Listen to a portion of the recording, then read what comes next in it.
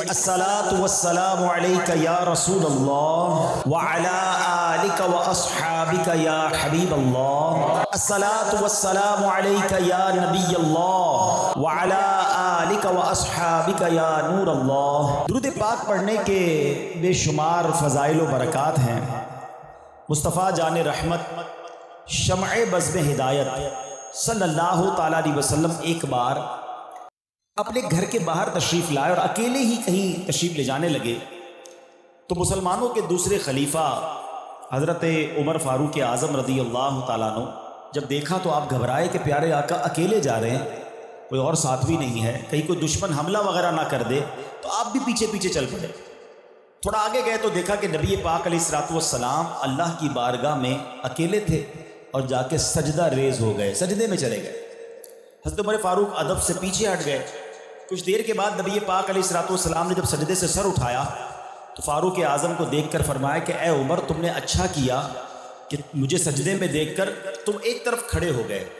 اب نبی پاک علیہ الصلوۃ والسلام نے فرمایا ان جبریل اتانی فقال من صلی علیک من امتک واحدتاً صلی اللہ علیہ عشرا ورفعہ بہا 10 درجات.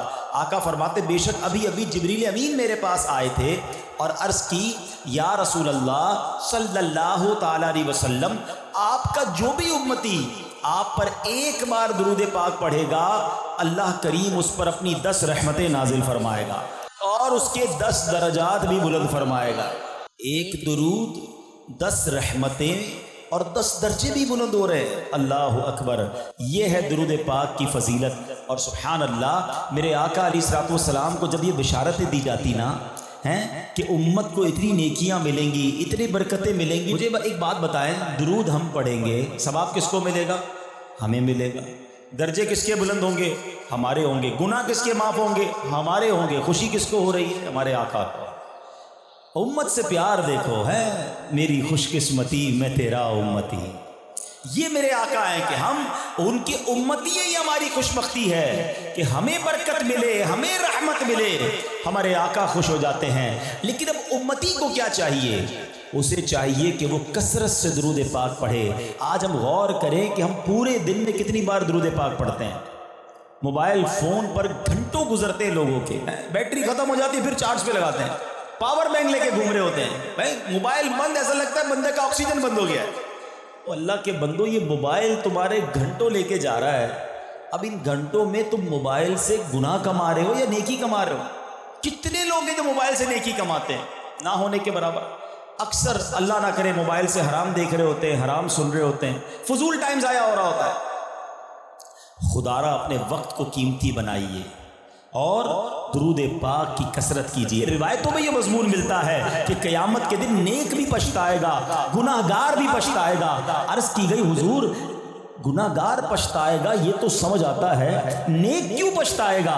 اللہ اکبر. کونین کے والی صلی اللہ تعالی علیہ وسلم نے فرمایا نیک اس لیے پچھتائے گا کہ اس کو یاد آئے گا کہ میں نے جو گھنٹے جو منٹ ضائع کر دیے، فضول کاموں میں خرچ کر دیے، جب وہ ثواب دیکھے گا قیامت کے دن کہ ایک بار سبحان اللہ کا اتنا ثواب، ایک درود کا اتنا ثواب، 2 رکعت نفل کا اتنا ثواب، تلاوت قرآن کا اتنا اجر، تو میں نے فضول ٹائم کیوں ضائع کیا؟ فرمایا نیک بھی اس وقت پچھتائے گا جب نیکیاں دیکھے گا، اجر دیکھے گا. تو اے میرے پیارے اسلامی بھائیوں، اس وقت پچھتانے سے بہتر ہے ابھی وقت کا صحیح استعمال کر لیں. اپنے ساتھ تسبیح رکھا کرو، چلتے پھرتے اٹھتے بیٹھتے درود پاک پڑھتے رہا کرو. ہر درود تمہارے نامہ اعمال میں 10 نیکیاں بڑھا رہا ہے، 10 گناہ کم کر رہا ہے، 10 رحمتیں برسا رہا ہے. اور سنو، صرف یہ اجر نہیں بلکہ یہاں تک کتابوں میں لکھا ہے، احادیث میں مضمون ہے کہ مشکل ہے، پریشانی ہے، تکلیف ہے، درود کی کثرت کرو، درود تمہاری پریشانیاں دور کر دے گا.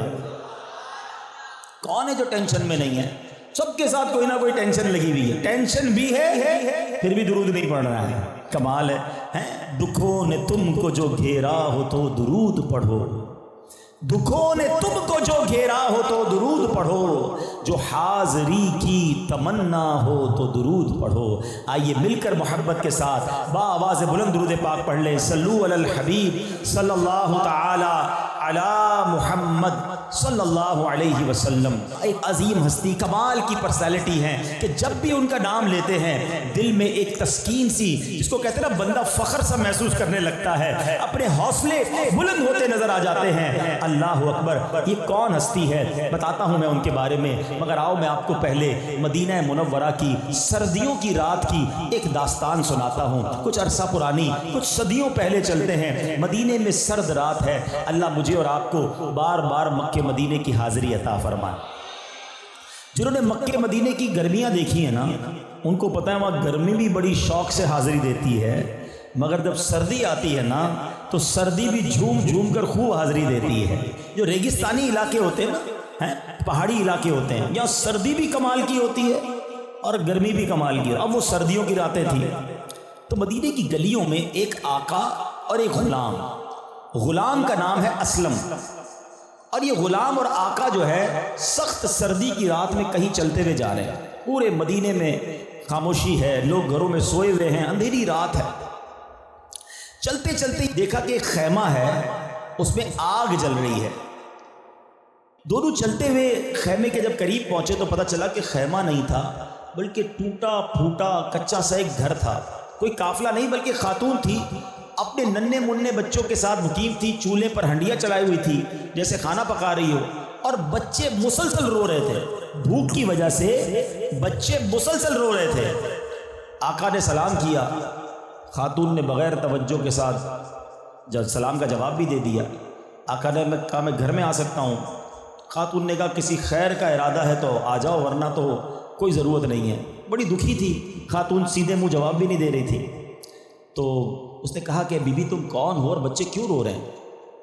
खातून ने कहा कि मैं मदीना मुनव्वरा की रिहायशी हूँ, इन बच्चों को शदीद भूख लगी है और इसी वजह से ये रो रहे हैं।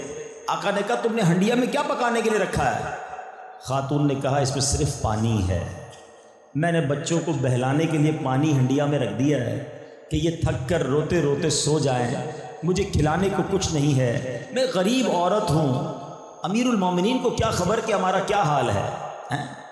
वो खातून कहती है कि हमारे इस हाल की अमीरुल मोमिनीन को क्या खबर, हालांकि उनका हक है कि वो हमारी खबर रखे। यकीनन क़यामत के दिन अल्लाह करीम अमीरुल मोमिनीन और हमारे दरमियान फैसला फरमाएगा, और यकीनन आखिरत की पकड़ बहुत सख्त है। आका ने इस दुखियारी औरत की बात सुनी तो आबदीदा हो गया और नरम लहजे में कहा कि ए बीबी, अल्लाह तुम्हारी मुसीबतें और परेशानियां दूर करे, मगर अमीरुल मोमिनीन को क्या मालूम कि तुम इस हाल में हो? वो औरत कहती वो हमारा हाकिम है, हमसे गाफिल है, इसे मालूम होना चाहिए हम किस हाल में हैं। बहरहाल आका उस दुखियारी औरत की बात सुनकर बाहर आ गया। अपने खादिम असलम को कहा कि असलम जल्दी चलो। दोनों मदीना मुनव्वरा की आबादी से होते होते एक गोडाउन में पहुँचे। वहाँ पर उन्होंने गल्ले के गोदाम से आटा भी लिया, गल्ला भी लिया, गंदुम लिया, उसमें कुछ पैसे भी डाले, और उस आका ने वो आटे की बोरी अपने कंधे पे उठा ली। गुलाम कहता है आका मैं आपके साथ हूँ, मुझे ये बोरी उठाने दीजिए। आका कहता है असलम, क़यामत के दिन मेरे गुनाहों का बोझ कौन उठाएगा? ये तो दुनिया का बोझ है, ये मुझे ही उठाने दो। ये बोरी उठा कर जा रहा है। गुलाम कहता है आका मुझे उठाने दें। कहा नहीं, ये बोझ मेरा है, मैं उठाऊंगा। आका उस बुढ़िया के घर पहुँचता है, उसके बर्तन में खाना डालता है और जनाब खाना पकाने शुरू हो जाता है। अब जब खाना कुछ पकने लग गया तो अब उसके बाद उसने क्या किया, बच्चों को अपने हाथों से खाना खिलाना शुरू किया। बच्चे बहुत खुश हुए, उनका पेट भर गया। अब बच्चों के साथ खेलने लगा, बच्चे भी खेलने लगे। आका जो है अब सुकून का सांस लेकर उस घर से बाहर निकलता है, और अब ऐसे आकर घर के बाहर बैठ गया जैसे कांधे से कोई बोझ उतर गया हो। वो खातून आका की तरफ मुतवज्जे हुई कि तुम बड़े शफीक हो, तुम बड़े मेहरबान हो, तुमने मेरे रोते हुए बच्चों के चेहरों पर मुस्कुराहट बिखेर दी है, अल्लाह तुम्हें इसकी बेहतरीन जज़ा अता फरमाए। ہے, حقیقت تو یہ ہے کہ تم امیر المومنین بننے کے حقدار ہو.